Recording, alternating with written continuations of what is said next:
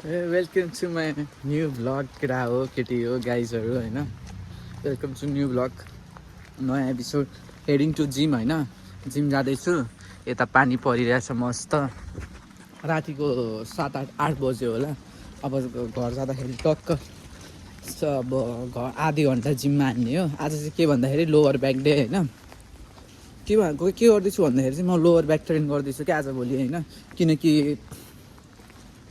सब मसललाई train गरिन्छ तर lower back अलिकति छुट्यो जस्तो लाग्यो क्या अनि त्यही भएर म लोवर ब्याक ट्रेन हान्दैछु अनि आज डेडलिफ्ट हान्ने हो क्या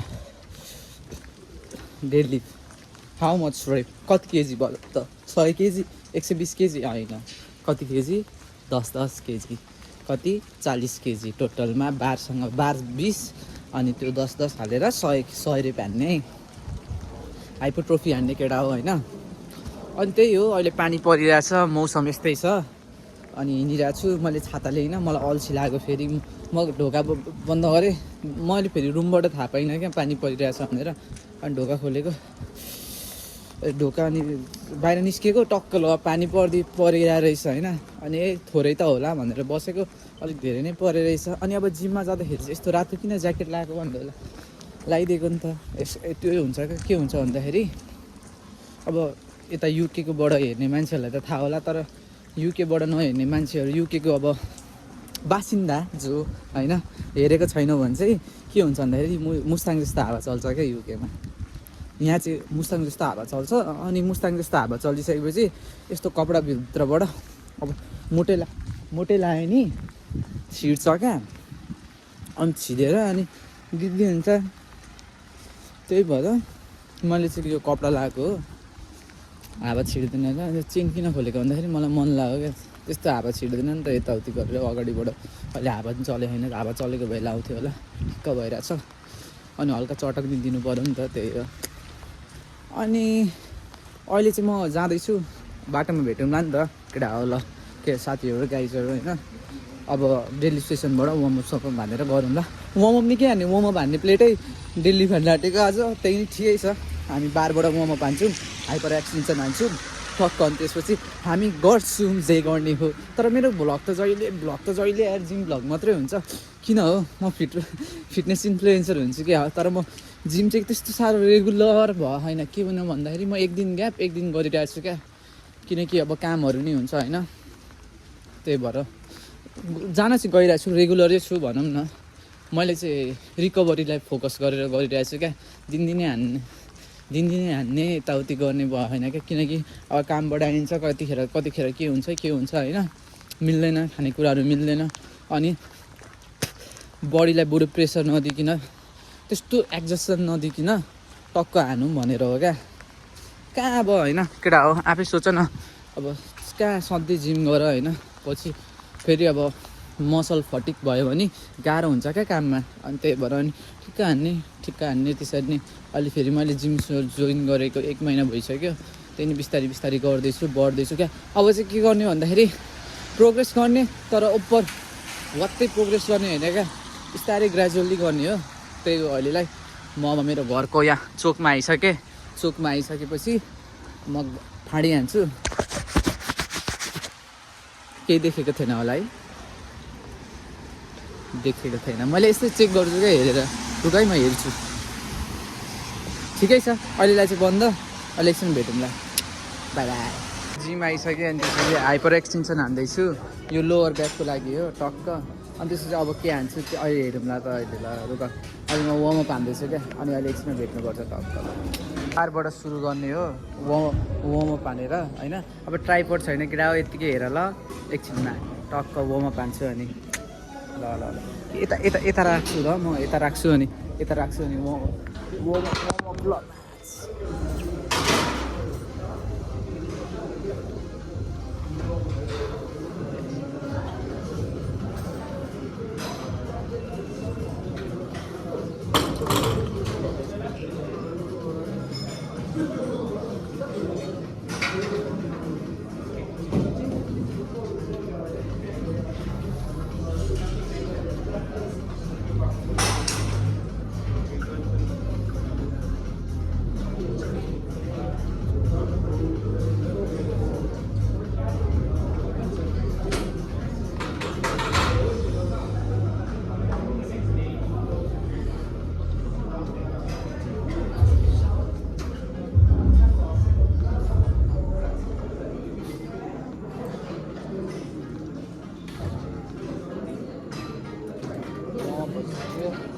10-10 को प्लेट लोड हान्छु अनि त्यसपछि हेरौँला नि त है ल अहिले म लोड हान्छु एक्लै छु यार के गर्नु मेरो साथी गयो काममा ल अहिले भेट्छु रेडी भइसक्यो होइन अब टक्क हान्छु होइन अब हेर केटा म रोड टु 200 किलो डेलीको वेट छैन ममा तर म गर्छु जस्तै स्टे विथ मी म गरेर देखाउँछु न त एथलिट होइन केही होइन मसँग पास्टको एक्सपिरियन्स थियो म त्यसले नै त्यो एक्सपिरियन्स अझै बढाउँछु गर्छु त्यही हो सब मेरो दिमागमा छ नि त्यही भएर ल अहिले बोल्छु ल टक्क ल मैले फर्स्ट सेट हानिसकेँ वार्मअप गरेको अब ड्याङ्की ड्याङ टाइम ल्याप्स भन्दा ड्याङ्की ड्याङ हान्ने ल त्यही हो केटा ल 100 रेप 100 रेप स्टेट्युन हान्छु 100 रेप 10-10 हालेर हाल्छु किनकि मैले वेट थपेँ भने हान्न सक्दिनँ क्या बरु 10-10 हान्छु 100 रेप हान्छु ल अब सुरु गरौँ त टक्क म बिचको क्लिपहरू देखाउँछु 100 रेप पुरै देखाउन सक्दिनँ लामो भिडियो हुन्छ ल टाइम ल्याप्स बनाउँछु होला भनेको युट्युबमा कसले टाइम ल्याप्स बनाउँछ त्यही भएर ल है त ल गाडो फर्क्यो लोवर ब्याक बब्बल टाइट भएर 47 रेप हाने होइन म अरू देखाउँछु यार अब चाहिँ एकैचोटि हाने क्या 47 बब्बाल हुँदो रहेछ यार लोवर ब्याक खतरा तन्किँदो रहेछ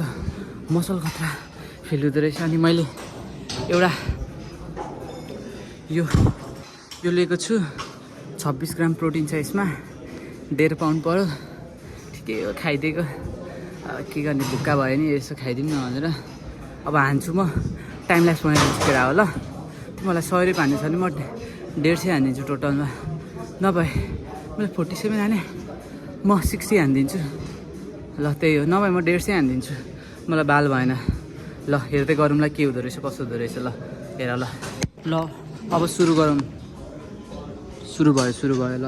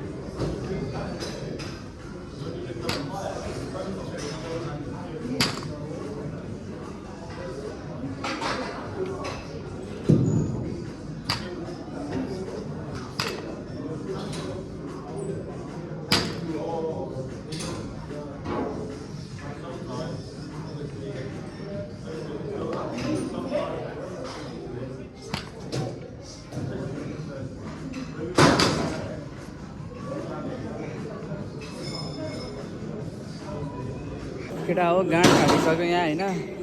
अब हान्छु अब हान्छु यताबाट टक्क ल हान्छु है अब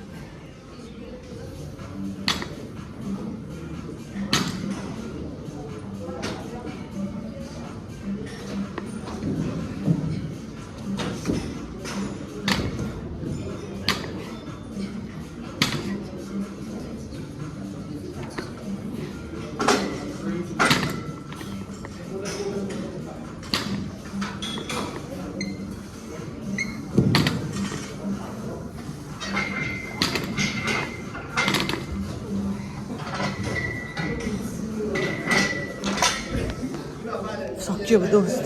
सक्यो। वर्कआउट सकिसक्यो, अब घरतिर जाने हो टक्क। अब पछि भेटौँला टक्क यहाँ आएर ज्यान। ब्याग केदेखि लिएर अगाडि गइरहनु ल।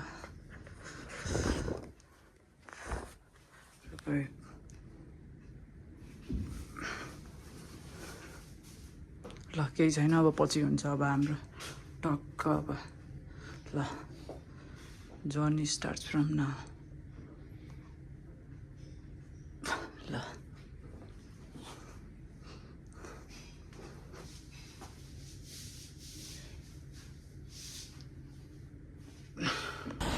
केटा हो, अब घर फर्किँदै टक्क होइन,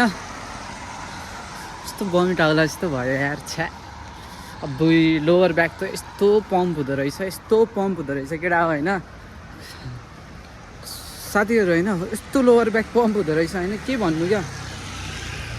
लास्ट मजा आउने क्या, यत्रो फिल भएको क्या मलाई त, यत्रो भयो जस्तो क्या, कसम भनेको यस्तरी समात्दाखेरि, यस्तरी छुँदाखेरि यत्रो फुलेको क्या लोवर ब्याक क्या, टाइट हुँदो रहेछ क्या, मसल निस्किँदो रहेछ। अग्नि कत्रो पम्प भएर यत्रो फुलेको थियो क्या। नाइस हो यार, नाइस हो। यसरी नै हान्नुपर्छ, अर्को पालिदेखि 15ले हान्नुपर्छ होइन, वेट बढाउनु पर्छ। अनि 200 किलो हान्नुपर्छ छिटै। ओभर नो रस, एकदम कामले हान्ने हो। इन्जुरी हुनसक्छ केटा हो, कहाँ विदेशमा आएर म दम देखाउन थाल्यो भने हुँदैन त। अहिले म बाटोमा छु, अहिले भेटौँला ल। लास्ट उल्टी होला जस्तो भयो, एकछिन पछि भेट्नुपर्छ कि।